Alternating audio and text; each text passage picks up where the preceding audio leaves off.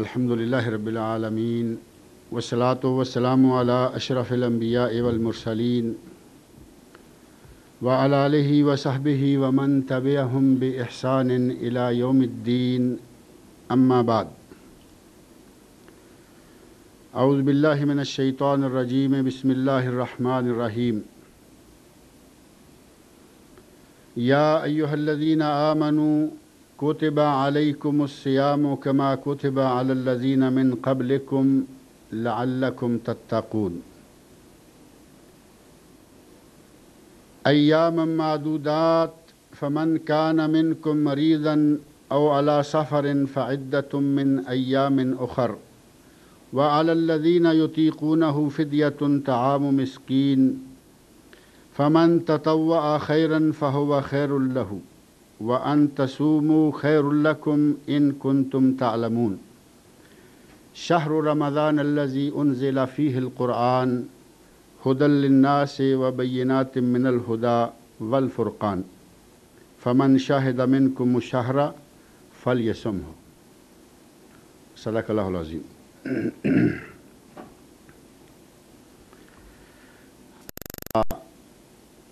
خالق کائنات مالک ارض و سما کے لیے ہے۔ وہ خالق و مالک جس نے ہماری تخلیق کا مقصد یہ ٹھہرایا ہے کہ ہم اس کی عبادت کریں۔ قرآن کریم میں اللہ رب العزت نے اس غرض کو یوں بیان فرمایا ہے وَمَا خَلَقْتُ الْجِنَّ وَالْإِنسَ إِلَّا لِيَعْبُدُونَ، ہم نے جنوں کو اور انسانوں کو محض اس لیے پیدا کیا ہے کہ یہ ہماری عبادت کریں۔ اور عبادت کے بارے میں ایک عمومی سا نظریہ یہ ہے کہ وضو کیا، چند رکعتیں روزانہ پڑھ لیں، سال کے بعد چند روزے رکھ لیے، پیسہ ہوا تو اس کی کچھ زکوٰۃ ادا کر دی، اور کچھ پیسہ ہوا تو سال کے بعد یا زندگی میں ایک مرتبہ حج کر لیا۔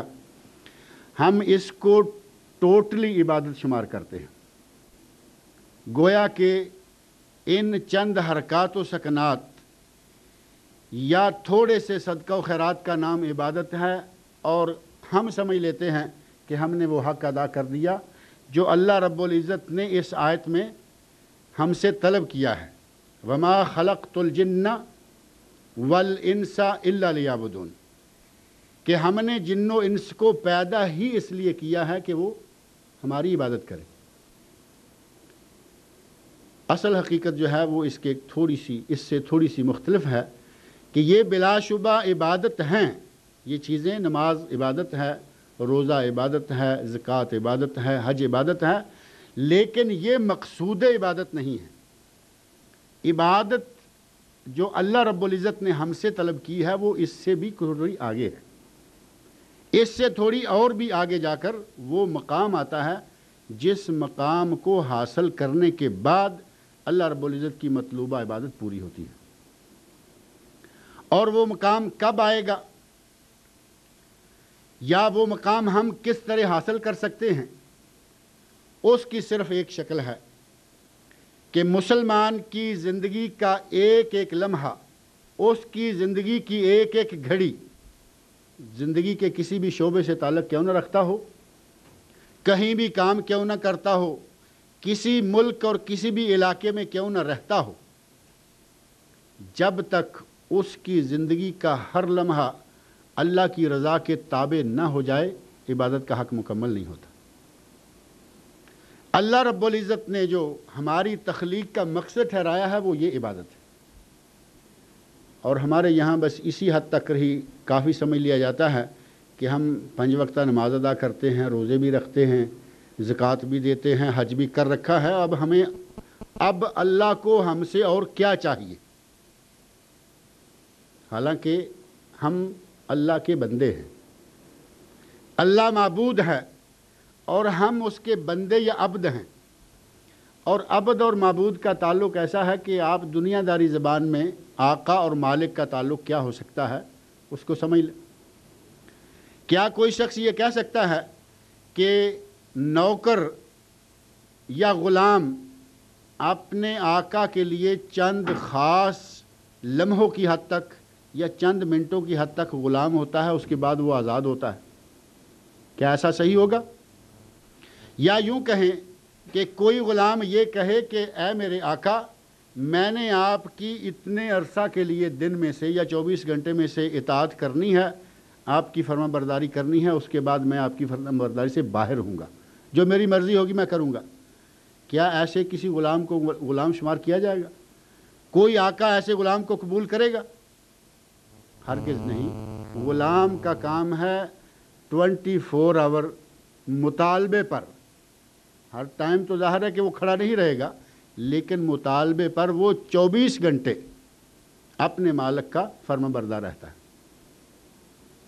بے عین ہی یہ عبادت، بے عین ہی یہ بندگی اللہ رب العزت نے ہم سے طلب کی ہے کہ آپ کی زندگی کا کوئی لمحہ، آپ کی زندگی کا کوئی منٹ اور آپ کی زندگی کی کوئی گھڑی ایسی نہ گزرے جس میں آپ اپنی مرضی کے مالک ہوں۔ کوئی کام ایسا نہ کریں جس میں آپ اپنی مرضی کو دخل دیں، اپنی مرضی کے ساتھ ہی وہ کام کر گزریں، بلکہ آپ کی زندگی کا ہر کام اللہ اور اس کے رسول کی مرضی کے تابع ہو، آپ کی زندگی کا ہر لمحہ ان کی مرضی کے مطابق گزرے، تو پھر گویا کہ آپ نے عبادت کا حق ادا کر دیا۔ اور جب کوئی مسلمان اس مقام کو پا لیتا ہے تو پھر اس کا کھانا بھی عبادت، حالانکہ اپنا پیٹ بھرنے کے لیے کھانا کھایا جاتا ہے، جب آدمی اپنے دل میں، اپنے دماغ میں اس بات کو طاری کر لے کہ میں نے جو قدم بھی اٹھانا ہے اللہ اور رسول کی مرضی سے اٹھانا ہے، پھر وہ کھانا کھائے گا تو بھی عبادت، پیے گا تو عبادت، اپنے بچوں میں بیٹھے گا تو عبادت، اپنی بیوی سے ملے گا تو عبادت۔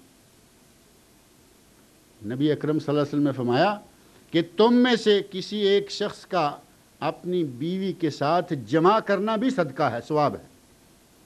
صحابہ کرام نے تعجب کیا، یا رسول اللہ یہ کیسے؟ تو فرمایا اگر وہی کام جو اپنی بیوی سے کر رہا ہے کسی غیر عورت سے کرے تو گناہ ہوگا یا نہیں ہوگا؟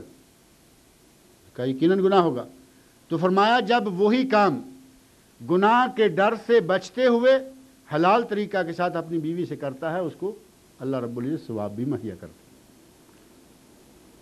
ایک حدیث میں نبی اکرم صلی اللہ علیہ وسلم ارشاد فرماتے ہیں کہ تم میں سے کسی شخص کا اپنی بیوی کے منہ میں لقمہ ڈالنا یا اپنے بیوی بچوں کے لیے روٹی کمانا بھی صدقہ ہے۔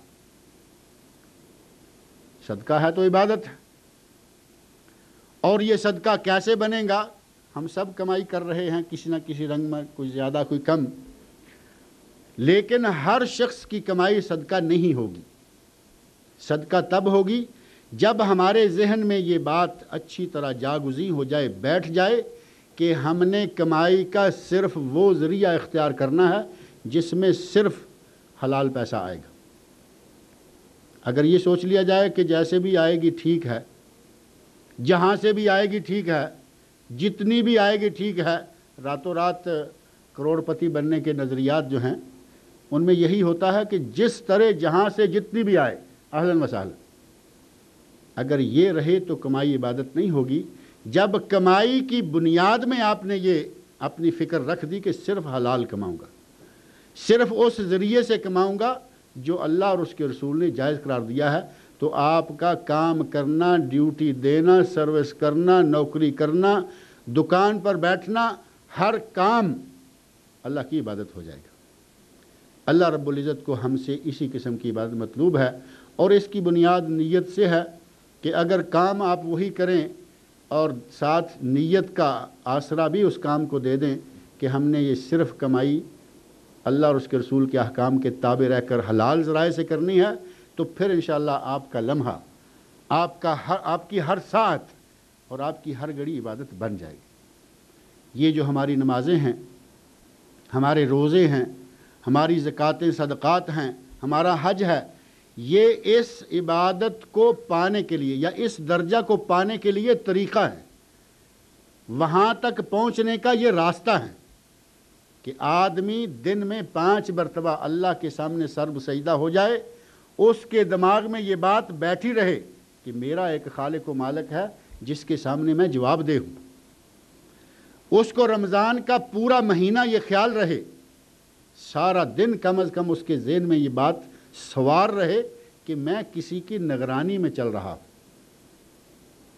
اسی طرح زکوٰۃ ہے کہ یہ اللہ کا دیا ہوا مال ہے، اس کا حق میں ادا کر رہا ہوں۔ جتنی بھی عبادتیں ہیں یہ اللہ رب العزت کی اس اصل مطلوب عبادت کے تک پہنچانے کے مختلف ذرائع، ان ذرائع میں سے ایک ذریعہ یہ رمضان المبارک کا روزہ بھی ہے جو اللہ رب العزت کے احسان سے عن قریب آنے والا ہے۔ اللہ ہم سب کو رمضان المبارک تک پہنچائے، اس کے روزے رکھنے کی توفیق عنایت فرمائے۔ یہ بھی اللہ رب العزت کا ہم پر بہت بڑا احسان ہے کہ ہمارے لیے اللہ نے اپنے رسول صلی اللہ علیہ وسلم کے ذریعے اور خود اپنی اس کتاب مقدس کے ذریعے کچھ سیزن ایسے بنا دیے ہیں کہ ان سیزنوں میں اگر تھوڑا کچھ کر لیں تو سال بھر کی کمائی ہم اکٹھی کر سکتے ہیں۔ سمجھدار تاجر وہ ہوتا ہے جو سیزن کا خیال رکھے۔ ان دنوں آپ دیکھیں مکہ کے تاجروں کو گوداموں کو دبا دب بھر رہے ہیں، کیوں؟ آگے حج آ رہا ہے، رمضان آ رہا ہے، باہر سے بے شمار دنیا رمضان میں عمرہ کرنے کے لیے آئے گی، اس کے بعد لوگ حج کے لیے آئیں گے۔ 4-6 پچھلے مہینے انہوں نے آرام سے نکال لیے، آج کل وہ خوب محنت کر رہے ہیں، مال گوداموں میں اکٹھا کر رہے ہیں کیونکہ سیزن آ رہا ہے۔ جس طرح دنیا داری امور میں ایک تاجر سیزن کا خیال رکھتا ہے اور فائدہ اٹھاتا ہے، مسلمانوں کے لیے اللہ رب العزت نے نیکیاں کمانے کے سیزن بنائے۔ ان سیزنوں میں سے ایک بہترین سیزن یہ ماہ رمضان المبارک ہے جو آپ کے سامنے آ رہا ہے، جس میں آپ چھوٹا سا کام کریں گے اللہ رب العزت اس کا بہت بڑا اجر و ثواب عطا کریں گے۔ تھوڑے سے کام کا بے شمار ثواب۔ اور اس مہینے میں آپ کے گناہ اللہ رب العزت معاف کرے گا، اس مہینے میں آپ کے درجات بلند کرے گا، اس مہینے میں آپ کی روحانی اور آپ کی دینی ہر اعتبار سے تربیت ہوگی۔ اس ماہ مبارک کے فضائل، اس ماہ مبارک کے برکات اور اس ماہ مبارک کے مسائل اور احکام کچھ اتنے ہیں کہ اگر آج کی نشست میں ہم چاہیں کہ مسائل بھی اور فضائل بھی دونوں چیزیں مکمل کر دیں تو ہمارے بھائی کہتے ہیں کہ اتنا ہمارے پاس وقت نہیں ہے۔ تو آج ہم انشاءاللہ یہ کوشش کرتے ہیں کہ رمضان المبارک کے فضائل سے متعلقہ، فضائل و برکات سے متعلقہ چند باتیں آپ کے سامنے رکھ لیں۔ رمضان المبارک کا لغوی معنی ہی آپ لے لیں، رمضان جو لفظ ہے اس کو عربی ڈکشنری سے نکال کر دیکھیں تو اس کا مادہ جو بیسک 3 لفظ ہیں وہ نکلتے ہیں را، میم اور زواد، رمض۔ اور را میم زواد کا عربی لغت میں معنی یہ لکھا ہوا ہے وقع الشمس علی الرمل، وقع شدت الشمس، شدت و حرارت الشمس علی الرمل، ریت کے ذرات پر سورج کی گرمی کا شدت کے ساتھ پڑنا، یہ معنی ہے رمض کا۔ اسی سے یہ رمضان نام لیا گیا، اور رمضان کو رمضان اس لیے کہا گیا کہ اگر ریت کے ذروں پر زوردار گرمی پڑے، وہ خوب گرم ہو جائیں تو وہ پاؤں جلائیں گے یا نہیں؟ اپنے جسم کا کوئی حصہ رکھیں تو وہ جلا دیں گے۔ نبی اکرم صلی اللہ علیہ وسلم نے ایک حدیث میں ارشاد فرمایا صلاۃ الاوابین حین ترمز الفصال، صلاۃ الاوابین کا وقت وہ ہے جب اونٹ کے بچے کے پاؤں ریت پر چلتے ہوئے جلنا شروع ہو جائیں۔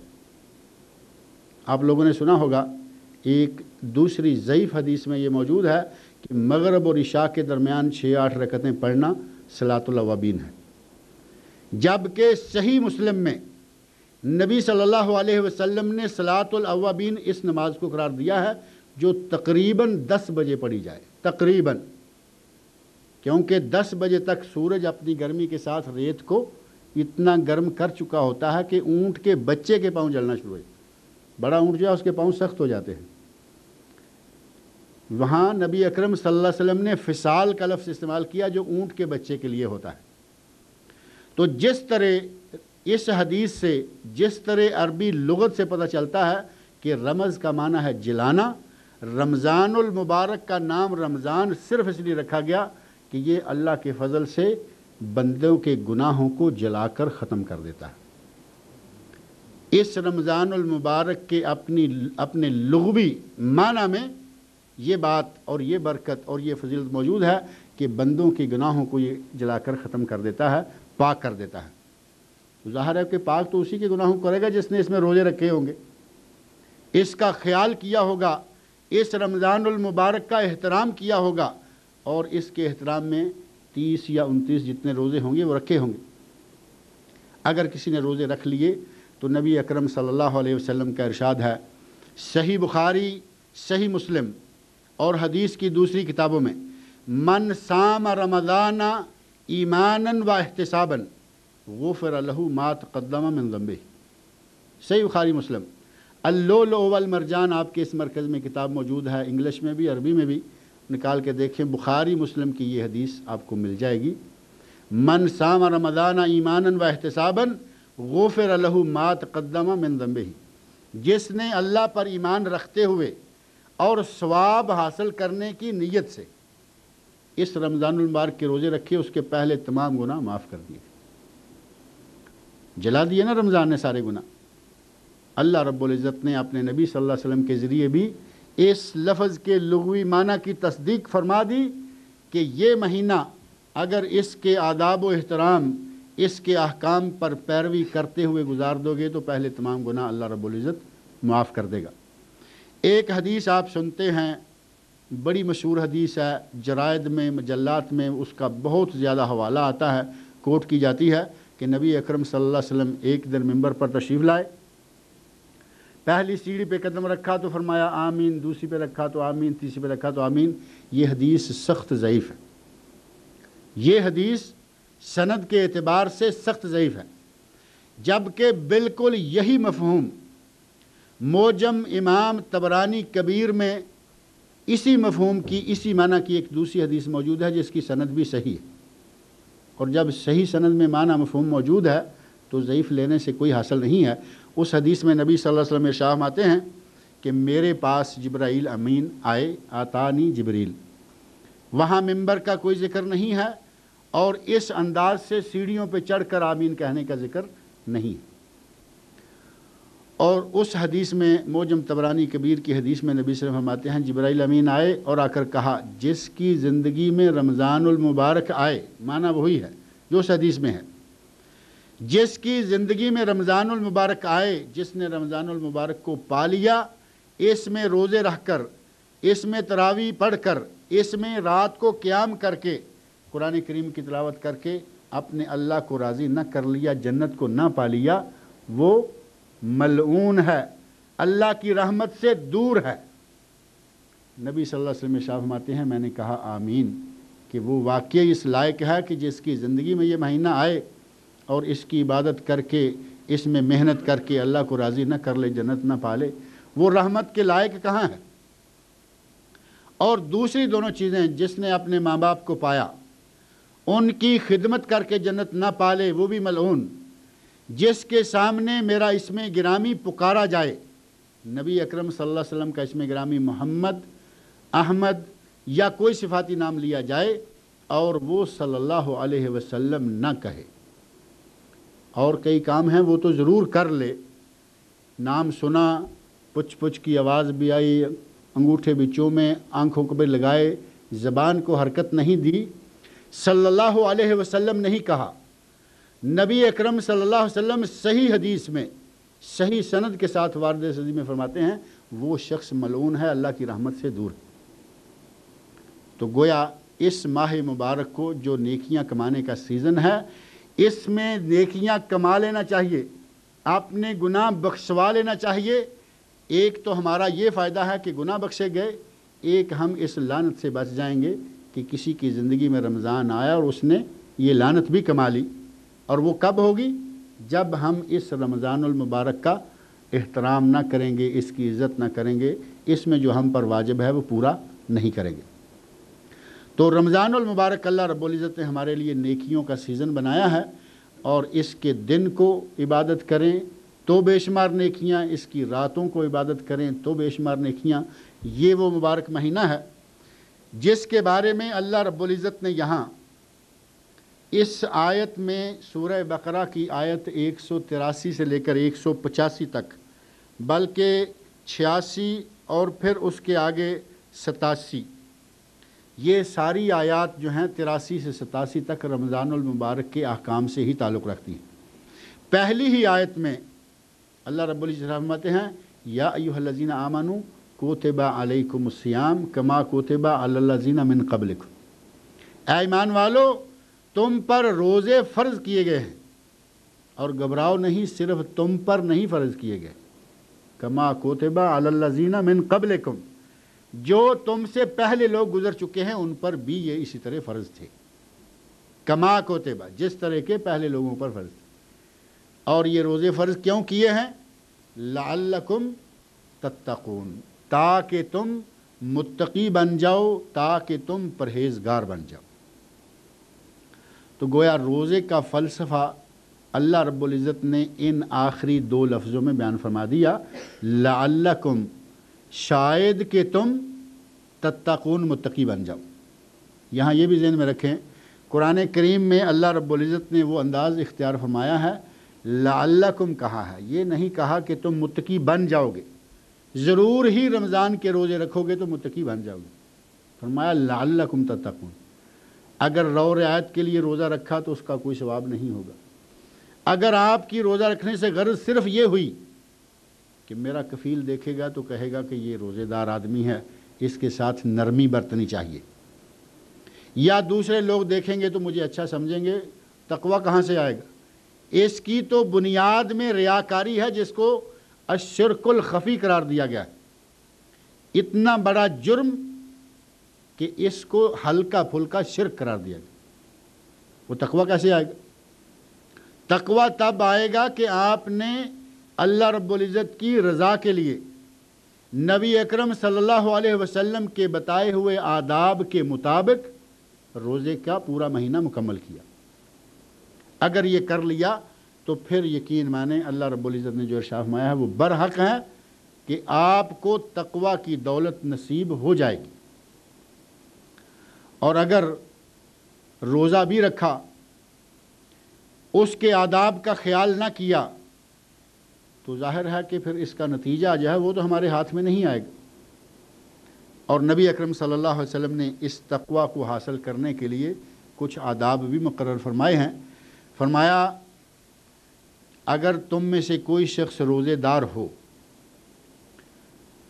اس کو دوسرا کوئی آدمی گالی گلوچ شروع کر دے، اور جواباً اگر اس نے بھی شروع کر دیا تو کیا خیال ہے کہ یہ اپنا روزہ مکمل کر پائے گا؟ سامنے سے کسی نے گالی دی، اس نے اس سے بڑی گالی اس کو دے دی۔ نبی اکرم صلی اللہ علیہ وسلم صحیح بخاری اور صحیح مسلم میں ارشاد فرماتے ہیں اذا کان یوم صوم احدکم، اگر تم میں سے کسی کا روزے کا دن ہو تو وہ شخص اپنے آپ کو بچا کر رکھے، ہر اعتبار سے۔ روزہ صرف یہی نہیں ہے، لغوی اعتبار سے روزے کا معنی ہے الامساک۔ الصوم جو روزے کا لفظ ہے اس کا معنی ہے الامساک، رک جانا، لغوی اعتبار سے رک جانا۔ حضرت مریم علیہ السلام کو سورہ مریم کی ایک آیت میں اللہ رب العزت نے یہ لفظ استعمال فرمایا ہے، اگر تمہارے سامنے آنے والے لوگ پوچھیں کہ یہ بچہ کون ہے تو اس وقت کیا کہو؟ انی نذرت للرحمن صوما فلن اکلم اليوم انسیا، میں نے آج روزہ رکھا ہوا ہے، میں کسی سے کلام نہیں کروں گی۔ وہاں عمومی ہمارے بھائی ترجمہ یہ کر لیتے ہیں کہ وہ اس دن روزے سے تھی اور کسی سے بات نہ کرنے کی قسم کھا رکھی تھی، یہ غلط ترجمہ ہے۔ صحیح ترجمہ یہ ہے کہ میں نے بات نہ کرنے کا روزہ رکھا ہوا ہے۔ انی نذرت للرحمن، اللہ رب العزت نے یہ روزہ خود سکھلایا، فلن اکلم اليوم انسیا، آج میں کسی سے بات نہیں کروں گی۔ یہ معنی ہے صوم کا، رک جانا۔ الفرس الصائم، وہ گھوڑا جو چلتے چلتے کہیں اڑ جائے، رک جائے، تو اس کو بھی کہا روزے دار گھوڑا۔ ظاہری ترجمہ تو یہی بنے گا نا، الفرس الصائم، روزے دار گھوڑا۔ وہ روزے دار گھوڑا نہیں، اس کا معنی ہے رکا ہوا گھوڑا۔ تو اصل میں یہی ہے شرن یہ ہے الامساک فی اوقات مخصوصہ بے آداب مخصوصہ عن الطعام والشراب، کھانے اور پینے سے مخصوص اوقات میں مخصوص غرض کے لیے رک جانا۔ لیکن اگر صرف کھانے اور پینے کی حد تک ہی ہم روزہ سمجھیں تو پھر یقین مانیں، نبی اکرم صلی اللہ علیہ وسلم نے صحیح بخاری اور صحیح مسلم کی ایک حدیث میں ارشاد فرمایا ہے، من لم یدع قول الزور والعمل بہ، جس شخص نے روزے کی حالت میں جھوٹ بولنا نہ چھوڑا، فلیس للہ حاجۃ فی ان یدع طعامہ و شرابہ، اللہ کو اس کے بھوکا اور پیاسا مرنے کی کوئی ضرورت نہیں۔ تو اس کا معنی یہ ہوا کہ صرف کھانا چھوڑ دینے سے اور صرف پینا چھوڑ دینے سے روزہ مکمل نہیں ہوگا۔ اگر روزے کو مکمل کرنا ہے تو اپنے پورے روزے کے وقت میں آپ کو جھوٹ بولنا بھی چھوڑنا ہوگا۔ روزہ رکھا ہوا ہے، دکان پہ گاہک آ گیا، 20 ریال کی چیز پڑتی ہے، پڑتے ہی کہا کہ میری خرید 30 ہے، اب تم مجھے اس پر کوئی تھوڑا سا پرافٹ دے جو لے جاؤ۔ ہمارے دکاندار بھائی ناراض نہ ہوں، بکثرت ایسے لوگ ہیں۔ بنیاد ہی غلط رکھی کہ ان کو قیمت خرید ہی بہت زیادہ بتا دو تاکہ تھوڑا سا بھی پرافٹ دے تو ہمارا پرافٹ بنے۔ اور حاجی صاحب نے روزہ بھی رکھا ہوا ہے اور ان کے روزے پہ کوئی اثر بھی بظاہر نہیں پڑتا، حالانکہ نبی اکرم صلی اللہ علیہ وسلم فرماتے ہیں ہمیں اللہ رب العزت کہتا ہے مجھے اس کے بھوکا پیاسا مرنے کی کوئی ضرورت نہیں ہے اگر اس نے روزے کی حالت میں جھوٹ نہیں چھوڑنا۔ اور فرمایا فَإِن صَابَّهُ أَحَدٌ أَوْ قَاتَلَهُ، روزہ رکھا ہوا ہے، سامنے والے کسی نے طیش میں آ کر گالی گلوچ شروع کر دی تو فرمایا فَإِن صَابَّهُ أَحَدٌ، کسی نے گالی گلوچ کی، أَوْ قَاتَلَهُ، یا جھگڑا کیا، لڑائی کی، فَلْيَقُلْ إِنِّي امْرَؤٌ صَائِمٌ، بخاری مسلم کی حدیث، تو اس وقت اس کو اس سے بڑی گالیاں نہ شروع کر دے۔ اس نے ایسے آگے بڑھنا چاہا ہے تو بڑھ کر اس کے گلے نہ پڑ جائے، نہ لڑائی شروع کرے نہ گالی کا جواب دے، بلکہ صرف یہ الفاظ کہے کہ میں تمہاری لڑائی اور گالی گلوچ کے جواب کے لیے تیار نہیں ہوں، انی صائمٌ، میں روزے دار ہوں، روزے کا احترام مجھے تمہیں گالی دینے سے روک رہا ہے۔ اور اگر اس انداز سے 1 مہینہ آپ اپنی زبان پر بھی کنٹرول کر کے رکھیں گے، گالی گلوچ نہیں دیں گے، اور اسی حدیث میں فرمایا اذا کان یوم صوم احدکم فلا یرفس ولا یسخب، اگر کسی نے روزہ رکھا ہوا ہو تو وہ گندی باتیں نہ کرے۔ رفس ہوتا ہے جنسی سیکسل باتیں کرنا، روزے کی حالت میں وہ گندی نسوانیات سے تعلق رکھنے والی باتیں نہ کرے، ولا یسغب، اور نہ ہی وہ اوٹ پٹانگ باتیں کرے، یعنی فضول گوئی سے اور واہیات کلام جس کو کہہ سکتے ہیں آپ، اس سب سے کلی طور پر وہ پرہیز کرے۔ اب آپ اندازہ کر لیں کہ روزے کی حالت میں ہمارے یہاں ہمارے بھائی لوگ کہتے ہیں کہ چلیں وقت گزاری کے لیے ٹیلی ویژن پہ فلم لگا دیتے ہیں، وقت گزاری کے لیے کیرم کھیلنا شروع کر دیتے ہیں، وقت گزاری کے لیے تاش کے پتے رکھ لیتے ہیں، اور جتنا وقت ان کا وہاں لگتا ہے، ہمارے بیچلر بھائی جو رہتے ہیں وہ شام سے تھوڑا پہلے یہ شغل چھوڑتے ہیں کہ چلیں اب 4 پکوڑے وغیرہ نکال لیں، ورنہ سارا دن جتنا فرصت کا ٹائم ہوتا ہے وہ تاش کھیلنے میں، کیرم کھیلنے میں، فلمیں دیکھنے میں نکال دیتے ہیں۔ حالانکہ نبی اکرم صلی اللہ علیہ وسلم نے یہاں تک ارشاد فرمایا کہ اپنی زبان سے وہ غلط قسم کے کلمات بھی نہ کہیں، اور آپ کہہ سکتے ہیں کہ تاش کھیلنے والے خیر گزارتے ہوں گے، گالی گلوچ کھلم کھلا ایک دوسرے کے ساتھ واہیات گفتگو۔ تو روزے کا معنی یہ نہیں ہے کہ آپ کھانا اور پینا چھوڑ کر بیٹھ جائیں اور بس، بلکہ آپ کی زبان کا روزہ ہے، جھوٹ نہ بولیں، چغلی اور غیبت نہ کریں، کسی کو گالی گلوچ نہ کریں۔ آپ کے کانوں کا روزہ ہونا چاہیے، گالی گلوچ نہ سنیں، گانا بجانا اور یہ وہ کچھ اس ماہ رمضان کے مہینہ میں کم از کم مکمل طور پر ترک کر دیں۔ اور آپ کی آنکھوں کا روزہ ہونا چاہیے کہ ہر وہ چیز جس کو اسلام میں دیکھنے کے لیے حرام قرار دیا گیا ہے، جتنی بھی محرمات ہیں، روزے کی حالت میں آپ کی اس پر آنکھ نہیں پڑنی چاہیے۔ اور فلم کے بارے میں کیا خیال ہے؟ اس میں حلال ہونے کا کتنا سا حصہ ہے؟ رمضان کو چھوڑیں آپ، رمضان کے علاوہ باقی ایام کو ہی لے لیں، کیا جھوٹ بولنا رمضان کے علاوہ جائز ہے؟ کیا گالی گلوچ رمضان کے علاوہ جائز ہے؟ کیا فلمیں دیکھنا رمضان کے علاوہ جائز ہے؟ اور فلمیں بھی آج کل وہ آ رہی ہیں کہ پناہ بخدا میرے بھائی، روزہ رکھنا ہے تو صرف زبان کا روزہ نہیں، صرف پیٹ کا روزہ نہیں، بلکہ زبان کا، پیٹ کا، کھانے پینے کا، شرمگاہ کا، یہ جو ایسی باتیں کرنے، گندی باتیں کرنے سے روکا گیا ہے، اس میں شرمگاہ کے روزے کا بھی تعلق ہے۔ اس طرح جسم کے ہر حصے کا روزہ رکھیں تو پھر اس کا نتیجہ یہ نکلے گا کہ اگر آپ نے 1 مہینہ تک اس رویہ کو اپنائے رکھا، 360 گھنٹے کم و بیش بنتے ہیں۔ اگر 12 گھنٹے کا روزہ آپ رکھ لیں تو 30 روزے ہو گئے تو 360 گھنٹے یہ بن جائیں گے۔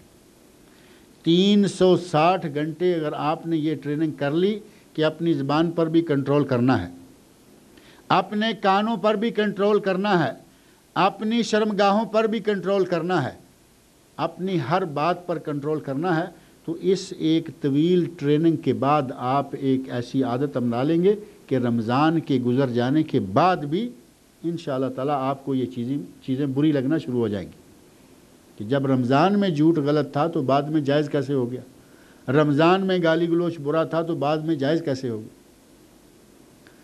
اور نبی اکرم صلی اللہ علیہ وسلم کی ایک حدیث میں، صحیح بخاری مسلم کی حدیث ہے، فرمایا اذا دخل شہر رمضان، جب رمضان المبارک داخل ہو جاتا ہے تو اس وقت کیا ہوتا ہے؟ فتحت ابواب الجنہ، دوسری حدیث میں فتحت ابواب الرحمہ، تیسری حدیث میں فتحت ابواب السماء۔ جب رمضان کا مہینہ داخل ہوتا ہے تو آسمانوں کے، رحمت کے، جنت کے دروازے اللہ پاک کھول دیتا ہے کہ میرے بندو رمضان کے حقوق ادا کرو اور میری جنت کو حاصل کر لو۔ وَغُلِّقَتْ أَبْوَابُ النَّارِ، جہنم کے دروازے اللہ رب العزت بند کر دیتا ہے کہ اس سے بچ جاؤ، اس میں عبادت کر لو، جہنم سے بچنے کا اپنا سامان پیدا کر لو۔ وَصُفِّدَتْ مَرَدَتُ الشَّيَاطِينِ، اور دوسری حدیث میں ہے وَسُلْسِلَتِ الشَّيَاطِينِ، شیطانوں کو پابند سلاسل کر دیا جاتا ہے، شیطانوں کو بیڑیاں پہنا دی جاتی ہیں کہ وہ روزے داروں کو بہکائیں نہیں، روزے داروں کو روزہ توڑنے والی باتوں میں مشغول نہ کریں۔ اگر پورا مہینہ اس قسم کی ٹریننگ آپ نے کر لی تو پھر اس کا نتیجہ قرآن کریم میں جو اللہ رب العزت نے ارشاد فرمایا ہے لعلکم تتقون، وہ انشاءاللہ برآمد ہوگا۔ اور اگر یہ نہ ہوا، آپ نے روزہ بھی رکھا اور ہر وہ کام جاری رکھا جو پورا سال آپ کرتے رہے، تو پھر لعلکم تتقون نتیجہ اس کا تو انتظار کرنا بھی حماقت ہوگی۔ جب آپ نے اللہ رب العزت کے طلب کردہ چیزیں پوری نہ کی، اس کے مطالبے پورے نہ کیے، تقاضے پورے نہ کیے، تو آپ کو رزلٹ کا انتظار کیسے ہوگا؟ رزلٹ یہ لعلکم تتقون کا تب ملے گا جب روزے کے آداب کے ساتھ اس پورے مہینہ کو نکال دیں گے۔ اور اگر پورا 1 مہینہ اسی انداز سے آپ نے روزے رکھ لیے تو آپ کے لیے صحیح بخاری مسلم میں ایک بشارت اور موجود ہے۔ نبی اکرم صلی اللہ علیہ وسلم ارشاد فرماتے ہیں للجنت ثمانیۃ ابواب، جنت کے 8 دروازے ہیں۔ یہ بھی اللہ پاک کی رحمت ہے کہ جہنم کے 7 دروازے اور جنت کے 8 دروازے۔ اللہ چاہتا ہے کہ زیادہ لوگ جنت میں آؤ، جہنم کا دروازہ بھی ایک کم کر دیا۔ اب یہ ہماری اپنی قسمت ہے کہ ہم ہر وہ کام کریں جو جنت سے روکنے والا ہے، جہنم لے جانے والا ہے، ورنہ اللہ رب العزت ہمیں جہنم میں نہیں ڈالنا چاہتا۔ اس کے 7 دروازے، جنت کے 8 دروازے۔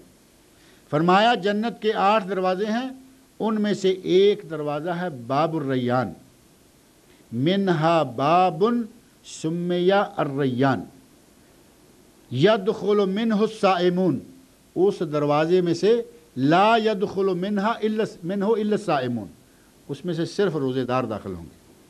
وَإِذَا دَخَلُوا أُغْلِقَ، جب روزے دار اس میں سے داخل ہو جائیں گے تو اس دروازے کو بند کر دیا جائے گا۔ یہ شرف ہے روزے دار کے لیے۔ کوئی باب الصدقہ سے جا رہا ہے، کوئی باب الحج سے جا رہا ہے، کوئی باب الجہاد سے جا رہا ہے۔ جن لوگوں نے اللہ کی رضا کے لیے رمضان المبارک کے روزے رکھ لیے، اللہ کو راضی کر لیا، اللہ رب العزت ان کے لیے ایک دروازہ ہی مخصوص کر دے کہ میرے روزے دار بندو اس دروازے سے داخل ہو جائے۔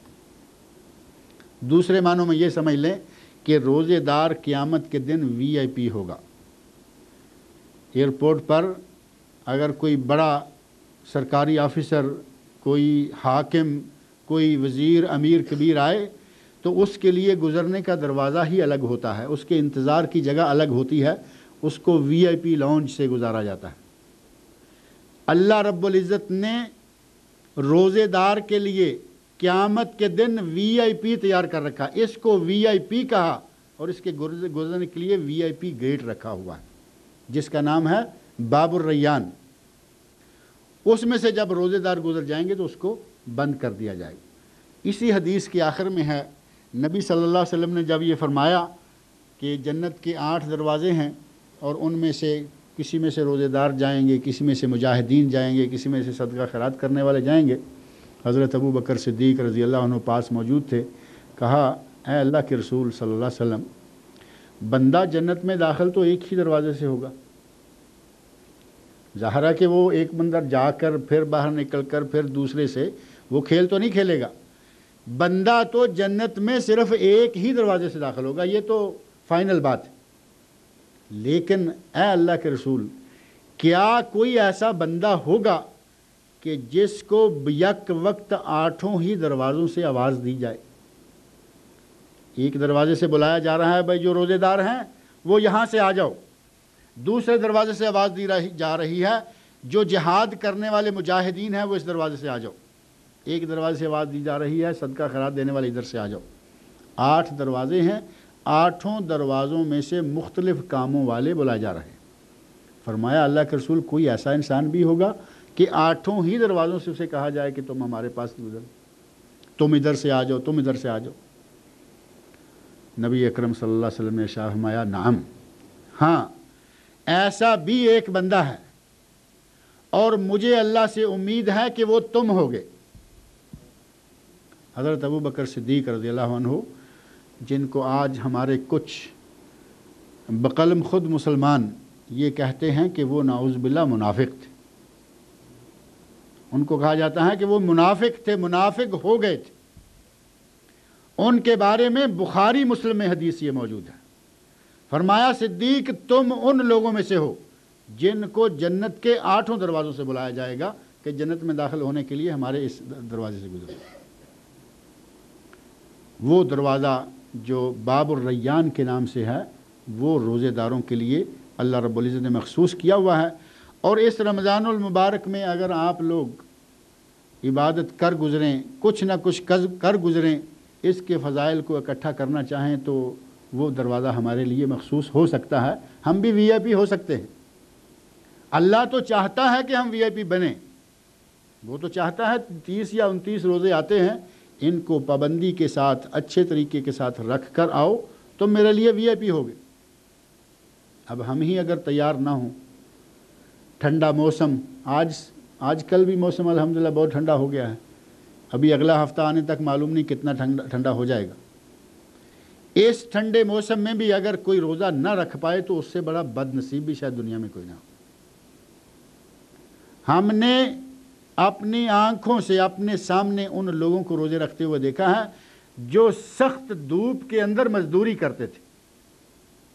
یہ بھی نہیں ہے کہ ایئر کنڈیشن کمرے میں بیٹھے ہوئے ہیں، ایئر کنڈیشن دفتر نہیں، ایئر کنڈیشن دکان نہیں، ایئر کنڈیشن گاڑی نہیں، بلکہ سخت چلچلاتی دھوپ کے اندر وہ یہ گارا اور مٹی اٹھانے کی مزدوری کر رہے ہیں، سیمنٹ اور تابوک اٹھانے کی مزدوری کر رہے ہیں، اور انہوں نے روزہ رکھا ہوا۔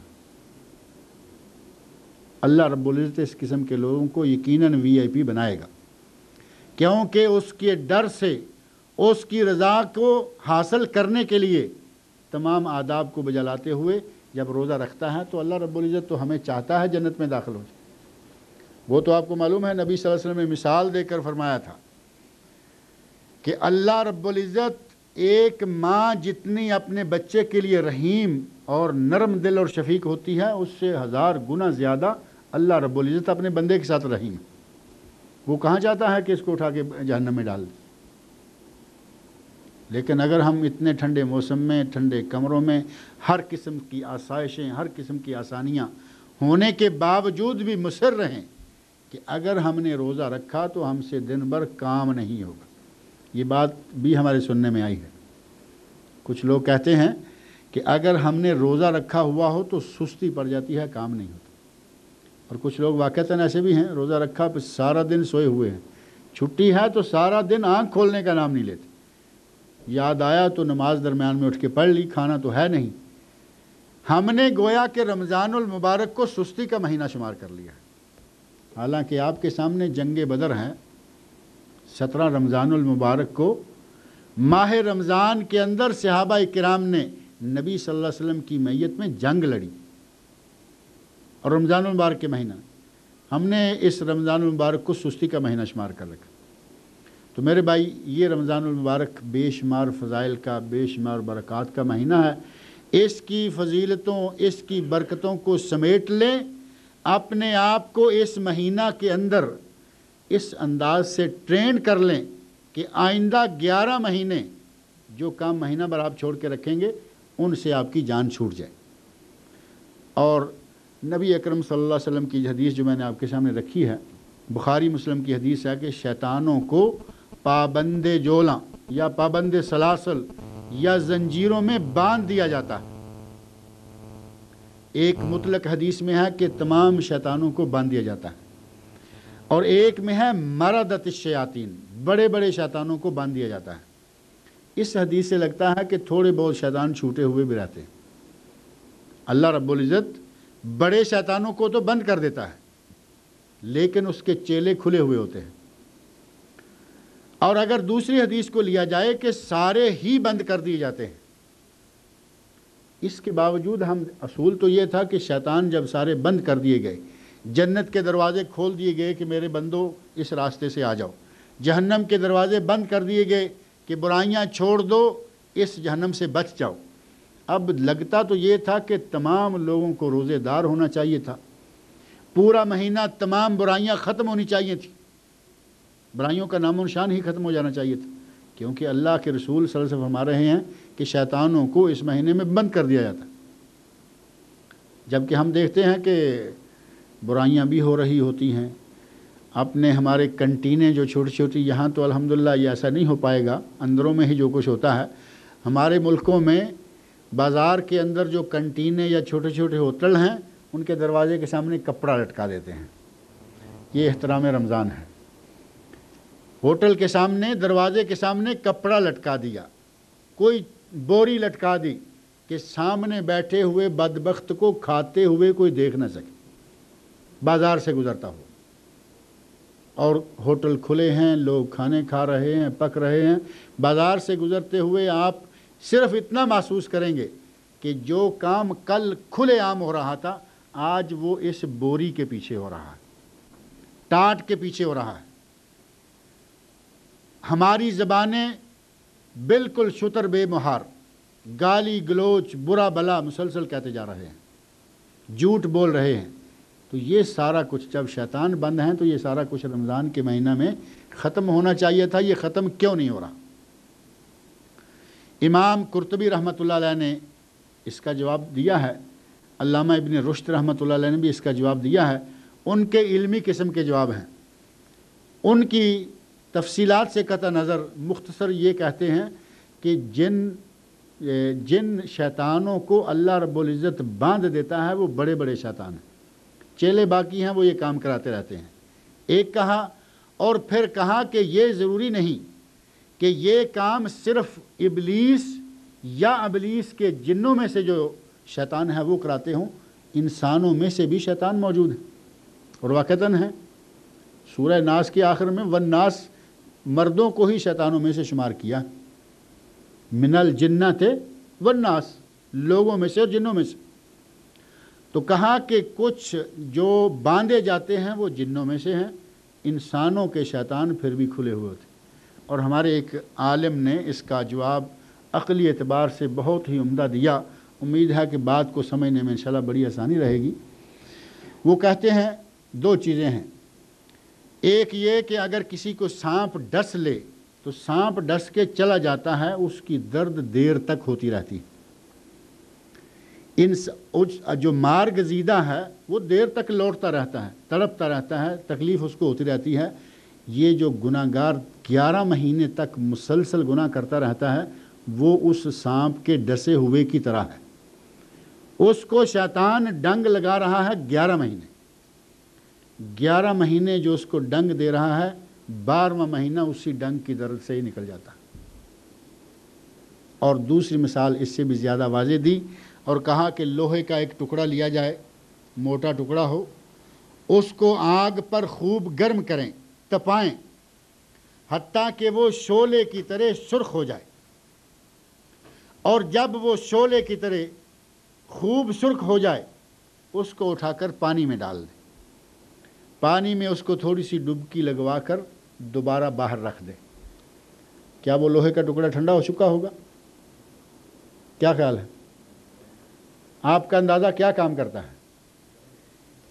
جس کو کوئلے کی طرح سرخ کیا جا چکا ہے اس کو آپ کسی چیز کے ساتھ پکڑ کر پانی میں تھوڑا سا ڈبوئیں اور پھر باہر نکال کر رکھ دیں، وہ ہاتھ پھر بھی نہیں لگانے دیں، کیونکہ اس کو اتنا گرم کیا جا چکا ہے کہ چھوٹی سی پانی کی ڈبکی اس کو ٹھنڈا نہیں کرتی. وہ مثال ہے اس رمضان المبارک میں گناہ گاروں کے گناہ کرنے کی. شیطان نے 11 مہینوں میں ان کو خوب تپایا ہوا ہے، گناہوں کے ساتھ خوب گرم کر رکھا ہے. اور جس وقت یہ 12واں مہینہ آتا ہے تو پچھلی گرمی ابھی باقی ہوتی ہے، یہ مہینہ اسی گرمی میں نکل جاتا ہے. اس قدر سختی کے ساتھ وہ عادی ہو چکے ہوتے ہیں گناہ کے کہ یہ مہینہ بھی جیسے پانی اوپر سے تیر کر نکل جاتا ہے ان لوگوں کے اوپر سے نکل جاتا ہے. اگر کسی نے باقی مہینوں میں بھی تھوڑا بہت جھوٹ کو برا سمجھا ہو، گالی گلوچ سے نفرت کی ہو یا گناہوں سے پرہیز کیا ہو، تو رمضان المبارک کے مہینہ میں جب کہ شیطان بند کر دیے گئے ہوتے ہیں، اللہ رب العزت کے فضل سے وہ شخص ان چیزوں سے کلی طور پر رک جائے گا.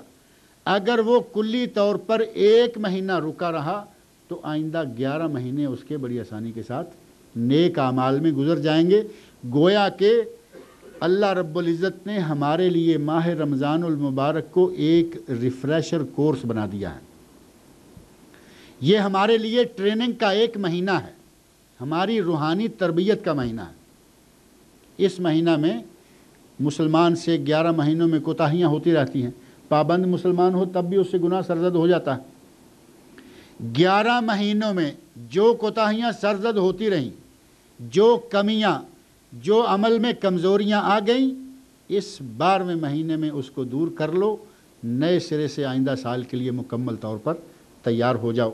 یہ مہینہ گویا کہ ہمارے لیے روحانی تربیت کا، ہمارے لیے عملی ٹریننگ کا اور ہمارے لیے ایک بہترین کورس ہے کہ ہماری خوابیدہ صلاحیتیں جتنی بھی ہیں وہ دوبارہ تازہ ہو جاتی ہیں اور آئندہ ایام کے لیے ہم عبادت کے لیے تیار ہو جاتے ہیں.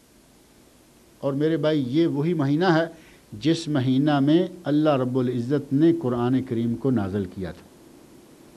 یہ جو میں نے آیات آپ کے سامنے پڑھی تھی، ان آیات کے پہلی آیت 183 اس کو مکمل کر کے 84 درمیان میں 84 کو چھوڑ دیں، 85 کے شروع کے الفاظ ہیں شہر رمضان الذی انزل فیہ القرآن. رمضان المبارک ہی وہ مہینہ ہے جس میں قرآن کریم کو نازل کیا گیا تھا. یہ کتاب مقدس، یہ کتاب زندگی جو ہمارے لیے پوری زندگی گزارنے کا بہترین مقدس نظام ہے، اللہ رب العزت نے یہ نظام ہمیں رمضان المبارک کے مہینے میں عطا کیا تھا. یہ اس مہینے کی سب سے بڑی فضیلت ہے. یہی وجہ ہے کہ رمضان المبارک کے مہینہ میں نبی اکرم صلی اللہ علیہ وسلم جبرائیل امین کے ساتھ باقاعدہ قرآن کریم کا دور کیا کرتے تھے. جبرائیل آتے اور نبی صلی اللہ علیہ وسلم کے ساتھ قرآن کریم کو دہرایا کرتے تھے. اور جس سال آپ کی وفات ہونی تھی اس سال آپ نے قرآن کریم کو 2 مرتبہ دہرایا۔ آپ رمضان المبارک کے 10 دن اعتکاف کیا کرتے تھے، جس سال آپ کی وفات ہوئی اس سال آپ نے 20 دن اعتکاف کیا۔ یہ رمضان المبارک اس مہینہ میں نازل ہوا، کسی معنی میں اگرچہ وہ لفظ کوئی مجھے اتنا مناسب بھی نہیں لگتا، کسی معنی میں رمضان المبارک اس قرآن کریم کی سالگرہ ہے۔ سالگرہ منانا تو جائز نہیں ہے، کیا خیال ہے؟ وہ تو کرسچنز اور عیسائیوں کی نقل ہے جو ہمارے مسلمانوں میں آج آ گئی ہے۔ ہمارے بھائی بھی بچے کا ہر سال کیک کاٹ رہے ہوتے ہیں، کوئی بچے کا کیک کاٹ رہا ہے، کوئی شادی کا کیک کاٹ رہا ہے، شمع جلا رہے ہیں۔ ہمارے مسلمانوں کو اللہ رب العزت ہدایت دے، ہر وہ بات جو غیر مسلموں میں تھی، ہندوؤں میں تھی وہ کھینچ لائے، عیسائیوں میں تھی وہ کھینچ لائے، یہودیوں میں تھی وہ کھینچ لائے۔ نبی صلی اللہ علیہ وسلم کا وہ ارشاد سچ ہو گیا، لَتَتَّبِعُنَّ سَنَنَ مَنْ كَانَ قَبْلَكُمْ، تم پہلے لوگوں کو، بنی اسرائیل کی عادتوں کو مکمل طور پر اپنا لو گے۔ فرمایا حتیٰ کہ اگر ان میں سے کوئی کسی بل میں داخل ہوا تھا تو تم بھی ضرور اس بل میں داخل ہوگے۔ وہ ہم نے کیا، ہماری برتھ ڈے دیکھو، ہماری شادی کی تقریبات دیکھو، ہمارے کئی بوڑھے سفید داڑیاں ہیں، اب اندازہ کریں کیک کاٹتے ہوئے کیسے لگتے ہیں، سفید داڑھی ہے، 50-60 موم بتیاں بجانے سے نہیں بجھ رہی، اور ہمارے بھائی کو شوق چڑھا ہوا کہ میں نے کیک کاٹنا ہی کاٹنا ہے۔ 2 شمع ہو، 2 پھونک ماری، بجھ گئی۔ 50 سال کا بزرگ ہے، وہ کتنی پھونکے مارے گا تو شمع ختم ہوگی، شاید اس کی اپنی وہ شمع ختم ہونے والی ہوگی۔ اللہ رب العزت ہمارے مسلمانوں کو ہدایت دے۔ غیر مسلموں کی عادات کو اپنانے میں ہم بڑا فخر محسوس کرتے ہیں، سمجھتے ہیں کہ ہم بہت ایڈوانس ہو گئے ہیں، ہم نے بہت ترقی کر لی ہے۔ تو اس لفظ سالگرہ کو اگر صرف سال کے بعد آنے والی ایک مقدس تقریب کے معنوں میں نے اس لیے پہلے کہا تھا کہ مخصوص معنوں میں اگر سال کے بعد اس قرآن کریم کے نزول کا یہ مہینہ آتا ہے تو گویا یہ مہینہ اس قرآن کے نزول کی سالگرہ ہے۔ اس مہینہ کی اسی مناسبت سے نبی صلی اللہ علیہ وسلم ورد کیا کرتے تھے، اس کا دور کیا کرتے تھے۔ ہمارے مسلمان بھائیوں کو بھی چاہیے کہ قرآن کریم کو اس ماہ مبارک میں بالخصوص پڑھا کریں، جتنا زیادہ ہو سکے قرآن کریم کی تلاوت کریں، اس کا ترجمہ پڑھیں، اس کی تفسیر سیکھیں، اس میں اللہ رب العزت نے آپ سے کیا مطالبے کیے ہیں ان کا علم حاصل کریں۔ ہماری ایک عام عادت یہ ہے کہ ہم رمضان ہو یا غیر رمضان ہو صرف تلاوت پر ہی اکتفا کرتے ہیں۔ قرآن کریم ضرور رکھا ہوا ہے، ترجمے والا بھی رکھا ہوا ہے، اور یہ بھی ہم نے اپنے لیے ایک فخر کا ذریعہ بنا رکھا ہے کہ میرے پاس فلاں مولانا کا ترجمہ موجود ہے، اور اسے قسم اٹھواؤ کہ سال میں کتنے دن فلاں مولانا کا ترجمہ پڑھا ہے، آپ کو چند دن شاید نکلتے ہوئے ملیں اسے۔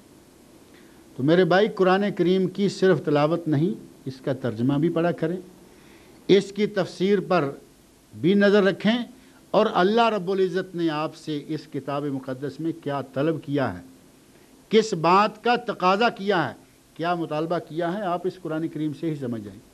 اور یقین مانیں اس وقت ہماری امت اسلامیہ میں جو سب سے بڑے بڑے اختلافات پائے جاتے ہیں، نبی بشر تھا یا نبی نور تھا، نبی عالم الغیب تھا یا نبی غیر عالم الغیب تھا، نبی مختار کل تھا یا نبی غیر مختار کل تھا، یہ 3 بڑے مسئلے ہیں یا نہیں؟ اس وقت ہمارے پاک و ہند بنگلہ دیش میں جب بھی صرف ٹول ہوگی تو اس کی بنیاد میں ان 3 میں سے ایک مسئلہ ضرور آ جائے گا۔ آپ کو کسی مولوی کے پیچھے جانے کی بھی اس سلسلہ میں ضرورت نہیں ہے، اس قرآن کریم کو کھول لو، جہاں جہاں یہ مسئلہ آ جائے گا کچھ پڑھ کر تو دیکھو۔ آپ حاشیے بھی چھوڑ دو، ہمیں بعض دفعہ مار تو یہ حاشیے دے جاتے ہیں، آپ حاشیے کو چھوڑ دو، قرآن کریم لے لو جو بین السطور ترجمہ لکھا ہوا ہے، 2 سطروں کے درمیان جو اردو لکھا ہوا ہے وہ اردو لے لو۔ یقین مانیں آپ کے یہ تینوں مسئلے اس طرح حل ہو جائیں گے جیسے گیلے آٹے سے بال نکال لیا جاتا، آسانی کے ساتھ۔ آپ خود سمجھ جائیں گے کہ نبی نور تھا یا بشر تھا، نبی علم غیب جانتا تھا یا نہیں جانتا تھا، نبی مختار کل تھا یا نہیں تھا۔ مشکل تو یہ ہے کہ ہم قرآن کو ہاتھ نہیں لگاتے، ہم اس کے معنی، اس کی تفسیر کی طرف توجہ ہی نہیں دیتے۔ ہمارے مولوی ہمارے جذبات سے کھیلتے چلے جاتے ہیں، کسی نے کوئی ٹولہ کسی طرف اپنے پیچھے لگایا ہوا ہے، دوسرے نے دوسری طرف لگایا ہوا۔ یہ مسائل بھی آپ کے حل ہوں گے، دیگر بے شمار مسائل بھی حل ہوں گے۔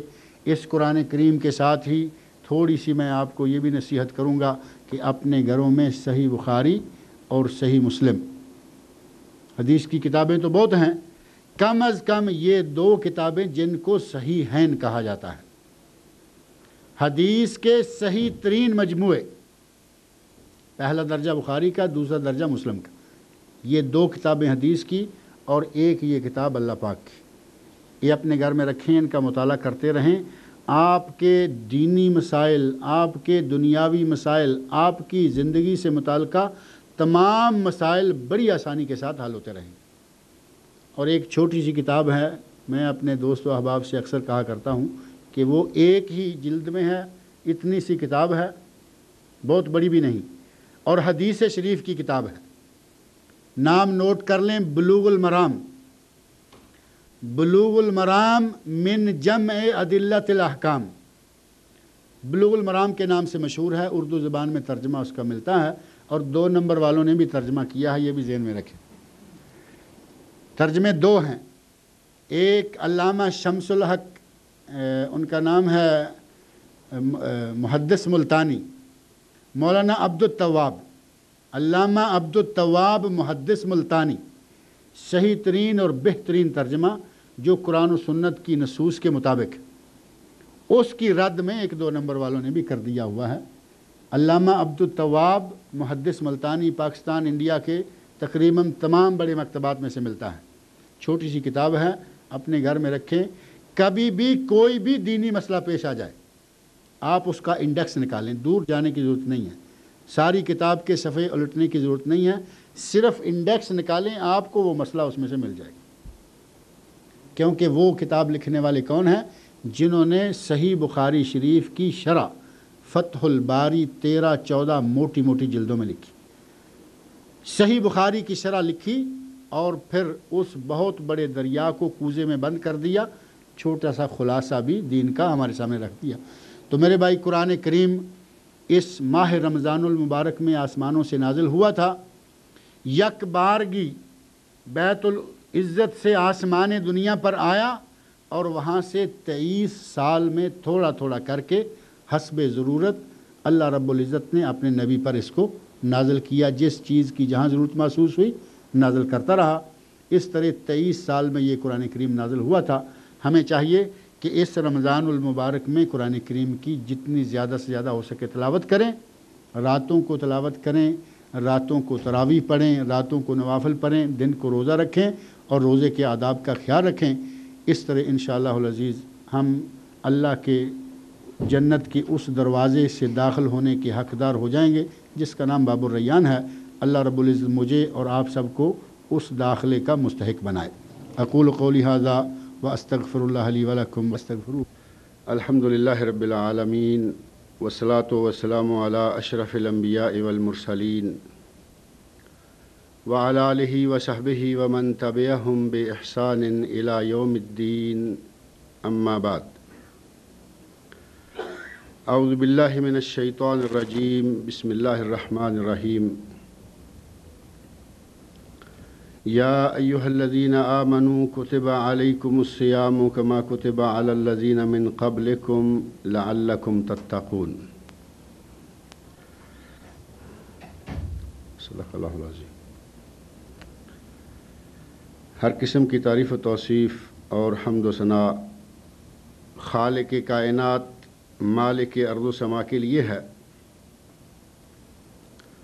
وہ خالق و مالک جس کی ہم پر لا تعداد ان گنت بے شمار نعمتیں ہیں،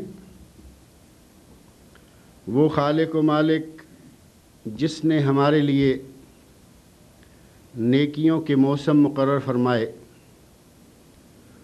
وہ خالق و مالک جس نے امت محمدیہ علی صاحبہا افضل الصلوات والتسلیم کی عمریں بہت کم رکھیں، لیکن اس کا مداوع، اس کا افزانہ ہمیں اس شکل میں دیا کہ اس چھوٹی سی عمر میں اگر کوئی کچھ کر لے تو اس کا اجر و ثواب بے شمار ہوگا، لمبی عمروں والوں سے بھی زیادہ ہوگا۔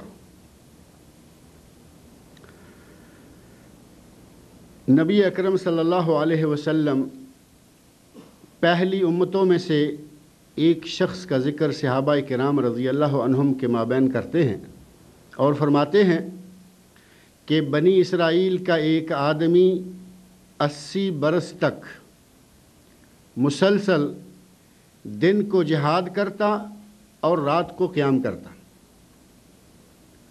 صحابہ کرام رضی اللہ عنہم بڑے متعجب ہوئے، بڑا تعجب ہوا، اور ان کے دل میں ایک کمی محسوس ہوئی کہ ان لوگوں کی عمریں سینکڑوں سال ہوا کرتی تھیں، تو اس نے 80 برس جہاد بھی کر لیا اور 80 برس تک رات کو قیام بھی کر لیا، اور ہماری تو عمریں ہی کل 65، 60 اور 70 کے درمیان، جیسا کہ نبی اکرم صلی اللہ علیہ وسلم کا ارشاد گرامی بھی ہے، آمار امتی بین 60 و 70، میری امت کی عمریں 60 اور 70 سال کے درمیان ہی ہوتی ہیں، تو ہماری تو عمر ہی بہت تھوڑی ہوتی ہے۔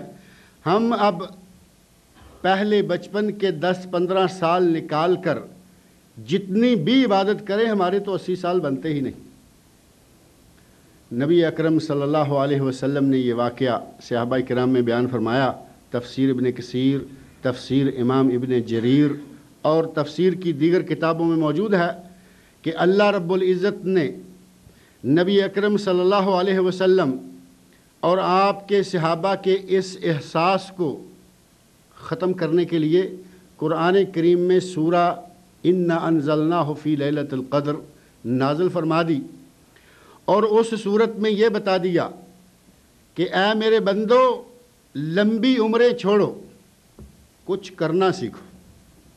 اگر کچھ کر لو گے تو صرف ایک رات کی عبادت خیر من 1000 شہر، اس کا ثواب 1000 رات سے زیادہ ہوگا۔ 83 سال اور 4 مہینے بنتے ہیں۔ اگر کسی نے اللہ کی رضا کے لیے اس ایک رات کی عبادت کر لی تو اللہ رب العزت نے اپنی اس کتاب مقدس میں ارشاد فرمایا ہے اس کو 1000 مہینے کی عبادت سے زیادہ ثواب دیا جائے گا۔ 83 سال اور 4 مہینے تو مکمل 1000 سے بنتے ہیں، زیادہ جب اللہ کے پیمانے سے ہوگا تو اندازہ کریں کہ کتنے سال اور زیادہ بڑھ سکتے ہیں۔ اللہ رب العزت کے کس قدر ہم پر احسانات ہیں۔ اس ماہ رمضان المبارک کا روزہ ہم پر اللہ رب العزت نے فرض قرار دیا، جس کی فرضیت کی پہلی دلیل یہی قرآن کریم کی آیت ہے جو میں نے آپ کے سامنے پڑھی ہے۔ اور اس آیت کے علاوہ نبی اکرم صلی اللہ علیہ وسلم کی متعدد احادیث ہیں جن میں آپ نے اس روزے کو اسلام کے 5 ارکان میں سے ایک اہم رکن قرار دیا ہے۔ ایک مشہور حدیث ہے جس کا نام ہی حدیث ارکان ہے، بنی الاسلام علی 5۔ نبی اکرم صلی اللہ علیہ وسلم ارشاد فرماتے ہیں اسلام کی بنیاد 5 چیزوں پر رکھی گئی۔ ان 5 میں سے پہلا شہادت اللہ الہ الا اللہ وان محمد رسول اللہ، یہ ایک رکن، واقام الصلاۃ وایتاء الزکاۃ وصوم رمضان وحج البیت من استطاع الیہ سبیلا، صحیح بخاری اور صحیح مسلم کی حدیث۔ ان 5 ارکان میں سے ایک رکن ماہ رمضان المبارک کا یہ روزہ ہے۔ اور ایک دوسری حدیث جو حدیث جبرائیل کے نام سے ہے، حضرت عمر فاروق رضی اللہ عنہ راوی ہیں، اور صحیح بخاری صحیح مسلم میں اور حدیث کی تقریباً تمام ہی کتابوں میں یہ حدیث موجود ہے۔ حضرت جبرائیل امین آئے اور نبی اکرم صلی اللہ علیہ وسلم سے پوچھا، حدیث کافی لمبی ہے، پوچھا اخبرنی عن الاسلام، اے اللہ کے رسول مجھے بتائیے کہ اسلام کیا ہے۔ تو اس وقت نبی اکرم صلی اللہ علیہ وسلم نے اسلام کی جو تعریف بیان فرمائی یا جو اسلام کے ارکان بیان فرمائے، ان میں ایک یہ رمضان المبارک کا روزہ بھی شامل ہے۔ تو گویا رمضان المبارک کا روزہ ہم پر قرآن کریم اور سنت رسول صلی اللہ علیہ وسلم دونوں سورسز آف اسلام جو ہیں ان کی روح سے فرض کیا گیا ہے۔ اس فرضیت کے بعد ہمیں کسی دوسری فضیلت کی ضرورت باقی نہیں رہتی۔ اصولاً جب اللہ نے کہہ دیا کہ تم نے یہ روزے رکھنے ہیں، اب اس کی کوئی فضیلت ہو یا نہ ہو، یہ نفلی باتیں ہیں۔ ایک بندہ مومن کا، ایک مسلمان کا یہ کام ہونا چاہیے کہ جب اس پر کسی کام کو فرض قرار دے دیا جائے تو اس پر عمل کرے، اس میں کچھ فائدہ ہو یا نہ ہو، کیونکہ محب کا کام ہے محبوب سے محبت کرنا، اس کے کاموں کو اپنانا اور ماننا۔ جو اللہ سے محبت رکھتا ہے وہ اللہ کے احکام پر عمل بھی کرتا ہے۔ لیکن اس کے باوجود اللہ رب العزت نے اس رمضان کے روزوں میں ہمارے لیے بے شمار فضائل اور بے شمار برکات بھی رکھی ہوئی ہیں، جیسا کہ پہلے آپ کے سامنے کچھ ذکر بھی کی جا چکی ہیں۔ نبی اکرم صلی اللہ علیہ وسلم نے اس رمضان المبارک کے روزے کو ایک خاص اہمیت دی ہے۔ صحیح بخاری، صحیح مسلم اور حدیث کی دوسری کتابوں میں نبی صلی اللہ علیہ وسلم ارشاد فرماتے ہیں، حدیث نبوی اور حدیث قدسی، یہ حدیث دو حدیثوں کا مجموعہ ہے۔ کچھ الفاظ نبی صلی اللہ علیہ وسلم کے ہیں توضیحی، اور کچھ الفاظ یا کچھ کا معنی اللہ کی طرف سے ہے اور الفاظ نبی اکرم صلی اللہ علیہ وسلم کی طرف سے۔ بخاری مسلم میں ارشاد نبوی ہے، الصوم جنہ، روزہ ڈھال ہے، روزہ ڈھال ہے بندہ مومن کے لیے گناہوں کے راستے میں اور بندہ مومن کے لیے جہنم کے راستے میں۔ یہ روزہ گناہوں سے بھی روکتا ہے اور یہ روزہ روزے دار کو جہنم میں جانے سے بھی روکتا ہے۔ اور اسی حدیث میں فرمایا، لا خلوف فم الصائم اطیب عند اللہ من المسک، روزے دار کے منہ سے رمضان المبارک کے مہینہ میں عصر کے بعد یا ظہر کے بعد ہی تقریباً سمجھیں کہ ایک ہوا سی شروع ہو جاتی ہے، دہان بندی یا منہ کے بند رہنے، کچھ نہ کچھ آدمی سارا دن کھاتا رہے، منہ چلتا رہے تو تازہ رہتا ہے۔ جب سحری کا کھایا ہوا شام کے قریب کا وقت آتا ہے تو بالخصوص منہ کی ہوا بدل جاتی ہے۔ ہم میں سے ایک مسلمان بھائی اپنے دوسرے بھائی کی منہ کی وہ بدبو گوارا نہیں کرتا، لیکن صحیح بخاری اور صحیح مسلم میں نبی اکرم صلی اللہ علیہ وسلم ارشاد فرماتے ہیں، لا خلوف فم الصائم اطیب عند اللہ من المسک، اللہ کے نزدیک وہ بدبو کستوری کی خوشبو سے بھی زیادہ پیاری ہے۔ یہ اس روزے دار کا مقام اور اس کا مرتبہ ہے۔ اور جس حدیث کا میں ذکر کرنا چاہ رہا تھا، قدسی اور نبوی مشترکہ حدیث، وہ بھی بخاری و مسلم کی حدیث ہی ہے۔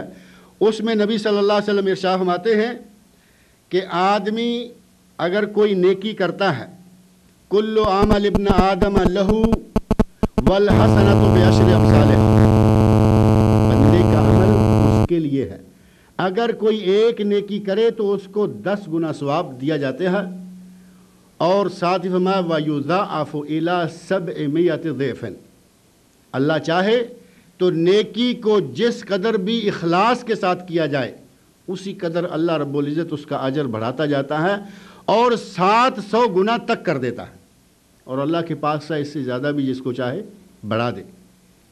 اور ساتھ ہی فرما دیا وَيَقُولُ اللہ تعالیٰ، پہلا حصہ نبی اکرم صلی اللہ علیہ وسلم کا اپنا ارشاد گرامی، اور ساتھ ہی فرما دیا یقول اللہ تعالیٰ، اللہ رب العزت ارشاد فرماتے ہیں الا الصوم، میں ایک نیکی کا 10 گنا سے لے کر 700 گنا تک اجر دوں گا، لیکن عام نیکی کا، الا الصوم، سوائے روزے کے۔ فرمایا الصوم لی وانا اجزی بہ، روزہ اس بندے نے خالص میرے لیے رکھا تھا، اس کا اجر میں خود دوں گا، میں خود دوں گا۔ پہلے حدیث میں نبی صلی اللہ علیہ وسلم فرما رہے ہیں 700 گنا تک، اور جب اللہ رب العزت اس عمل سے روزے کو الگ کر کے اس کے اجر کا پیمانہ خود اپنی طرف سے مقرر فرمائے گا تو اندازہ فرمائیں کہ وہ اجر کتنا زیادہ ہوگا۔ فرمایا عام عمل کا 700 گنا تک، لیکن اس رمضان کے روزے کا اللہ کے ذمے۔ اتنی بڑی ذات، اتنی بڑی شخصیت، اس کا ثواب بھی اسی معیار کے مطابق ہوگا۔ اور اللہ رب العزت جب کسی کو اس طرح کھلے طور پر اجر دینے پہ آ جائیں تو اس کی قسمت سنور گئی، اس کے وارے نیارے ہو گئے، اس کی آخرت بن گئی۔ اور یا ساتھ ہی نبی اکرم صلی اللہ علیہ وسلم فرماتے ہیں کہ اللہ رب العزت کہتا ہے اس شخص نے تارکا طعامہ و شرابہ و شہوتہ من اجلی، میرے بندے نے رمضان کے دنوں میں کھانا پینا اور شہوت رانی کرنا، یہ سارے کام صرف میرے لیے چھوڑے ہیں، صرف میرے لیے۔ اللہ رب العزت اس روزے کے بارے میں کیوں فرما رہے؟ دوسری جتنی بھی عبادات ہیں، نماز ہے، حج ہے، زکوٰۃ ہے، ان عبادات میں غیر اللہ کے سامنے کچھ دکھلاوا کرنے کی شکل موجود ہے۔ نمازی کو لوگ نماز پڑھتے ہوئے مسجد میں دیکھتے ہیں، حج کرنے والے کو میدان عرفات میں، منا میں، مزدلفہ میں، حرمین شریفین میں لاکھوں لوگ دیکھتے ہیں۔ زکوٰۃ دینے والے کو بھی زیادہ نہیں تو کم از کم ایک شخص اور اس کا خاندان جانتے ہیں کہ یہ شخص زکوٰۃ دے رہا ہے۔ لیکن یہ رمضان کا روزہ صرف ایک ایسی منفرد اور مخصوص اور مخفی عبادت ہے کہ جس میں ایک وقت ایسا آتا ہے کہ بندے اور خالق اور مخلوق کے درمیان یہ معاملہ رہ جاتا ہے، دنیا کی کوئی جاندار چیز ان دونوں کے درمیان نہیں رہ جاتی۔ اور وہ وقت آتا ہے کہ جب آدمی سحری کے وقت کھانا کھا لے، گھر والوں کو معلوم ہے کہ اس کا روزہ ہے، دوست و احباب کو دفتر میں یا کام کی جگہ پر بھی معلوم ہے کہ اس کا روزہ ہے، لیکن جو ہی وہ تنہائی میں جاتا ہے تو شیطان اس کو اکساتا ہے کہ اب کھا سکتے ہو۔ آج تو الحمدللہ موسم ٹھنڈا ہے، آج کل جو روزے آ رہے ہیں دن کو گرمی لگنے کی یا پیاس محسوس ہونے کی انشاءاللہ توقع ہی نہیں۔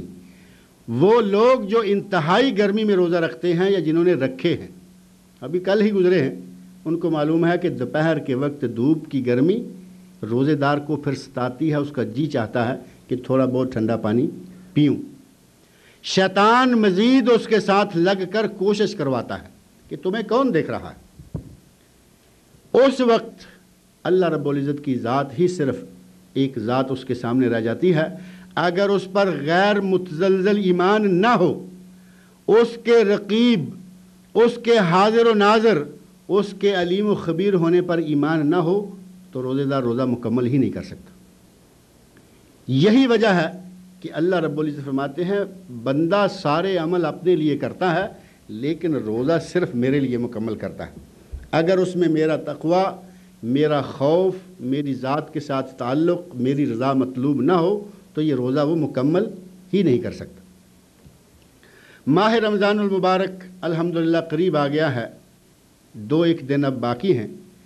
اس 2-1 دنوں کے درمیان ہمارے بعض لوگ ایک روزہ رکھتے ہیں جس کو استقبال رمضان کا روزہ بھی کہا جاتا ہے، اور ایک نام ہمارے پاک و ہند میں بعض مسلمان دیتے ہیں سلامی کا روزہ۔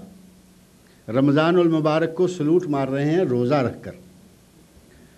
نبی اکرم صلی اللہ علیہ وسلم صحیح بخاری و مسلم کی حدیث آپ ارشاد فرماتے ہیں لا یتقدمن احدکم بصوم یوم او یومین، کوئی شخص رمضان سے 1 دن یا 2 دن پہلے سلامی کا یہ روزہ نہ رکھے۔ اور دلیل کیا دیتے ہیں؟ بھائی شعبان کے دنوں کا پتہ نہیں کہ 29 ہوئے یا 30 ہوئے، اگر 29 کے تھے تو روزہ رکھا گیا 30 کو، اگر 30 کے تھے روزہ رکھا گیا 29 کو، ایک شک سا رہ جاتا ہے کہ معلوم نہیں شعبان 29 کا تھا یا 30 کا، تو ہم احتیاطاً 2-1 روزے پہلے ہی رکھ لیتے ہیں، جتنے دنوں کا بھی ہوگا رمضان کا کوئی دن خالی تو نہیں جائے گا۔ جو آدمی اس عظیم عبادت میں اس انداز کا شک کرتا ہے کہ معلوم نہیں رمضان کب شروع ہونے والا ہے، اس آدمی کے لیے نبی اکرم صلی اللہ علیہ وسلم کا ارشاد گرامی ایک دوسری حدیث میں موجود ہے۔ آپ ارشاد فرماتے ہیں من صام الیوم الذی یشک فیہ، وہ شخص جس نے اس دن کا روزہ رکھا جس دن کے بارے میں شک ہے کہ یہ رمضان کا دن ہے یا شعبان کا دن، جیسا کہ آخری ایک دن میں ممکن ہوتا ہے۔ من صام الیوم الذی یشک فیہ فقد عصا ابا القاسم صلی اللہ علیہ وسلم، اگر کسی نے شک کے دن کا روزہ رکھا تو اس نے نبی صلی اللہ علیہ وسلم کی نافرمانی کی۔ فقد عصا، عاصی ہے، وہ گناہ گار ہے، وہ نافرمان ہے۔ عبادت بھی کریں اور اس انداز کی کریں کہ اس پر بجائے ثواب کے گناہ ہو، یہ کیسا سودا رہے گا؟ نبی اکرم صلی اللہ علیہ وسلم نے مسلمانوں کو عبادت میں یقین کا حکم دیا ہے۔ عبادت میں یقین ہونا چاہیے، شک پہ نہ رکھیں، شک پہ اپنی عبادت کی بنیاد نہ رکھیں کہ آج رمضان ہے یا شعبان ہے۔ صوموا لرؤیتہ، بخاری مسلم، صوموا لرؤیتہ وافطروا لرؤیتہ، چاند دیکھو روزے رکھنے شروع کر دو، چاند دیکھو عید کر لو، مسلمانوں کے ساتھ عید کرو، مسلمانوں کے ساتھ روزہ رکھنا شروع کرو، اپنے سلامی کے روزے اور اپنی مرضی سے استقبالی روزے رکھنے شروع نہ کرو۔ رمضان المبارک کا چاند نظر آ گیا، مسلمان پر اس رات تراویح پڑھنا نبی اکرم صلی اللہ علیہ وسلم کی سنت ہے، جو کہ ایک مسنون عمل ہے، واجب یا فرض نہیں۔ یہاں میں صرف اس سلسلہ میں ایک چھوٹی سی بات عرض کرنا چاہتا ہوں۔ ہمارے بعض لوگ کہتے ہیں کہ جو تراویح نہیں پڑھتا اس کا روزہ نہیں ہوتا۔ جو شخص تراویح نہ پڑھے، رات کو تراویح نہ پڑھے تو اس کا صبح کو روزہ نہیں ہوتا۔